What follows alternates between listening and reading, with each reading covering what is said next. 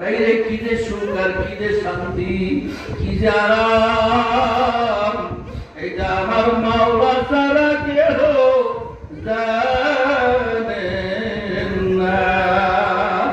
যারা দুনিয়া জমিনে মাওলার কোরআনের হেফাজত করো না, কোরআনের সাথে তোমার সম্পর্ক স্থাপন করো না, এ যুবক বাবারা, এ পর্দাদারের মা বোনেরা, কান খুলে আছো, একটু কান খুলে শোনা রাখো। আমি তো একজন পিউন মাত্র, আমার নবীর পক্ষ থেকে তোমাদেরকে শুনাইতেছি। মানবা না না মানবা তুমি বুঝবা, তোমার মাহবুব বুঝবে। শোনালেন কাম শোনাইয়া দিয়া যায়।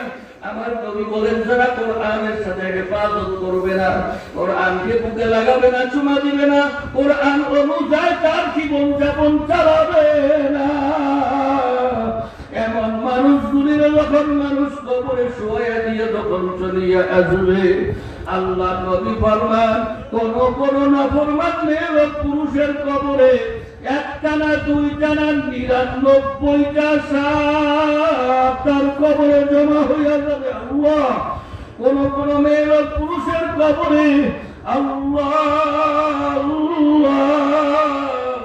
ডান পাশের মাটি বাম পাশের মাটি এমন ভাবে চাপ মারিয়া বলবে, এক পাশের হাতটি গুলো আরেক পাশে ঢুকাইয়া ফেলাইবে।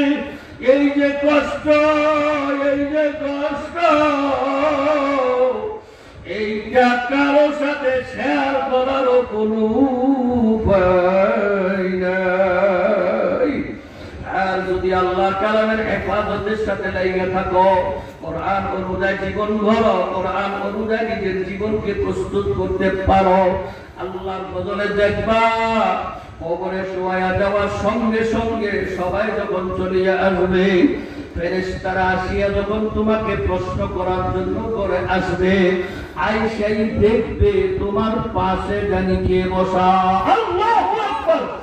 যেই কবরে আমার ছেলেও নাই, মেয়েও নাই, ভাইও নাই, বন্ধুও নাই, কেউ নাই, আজকে সেই কবরে আমার পাশে কে জানি বসা আছে।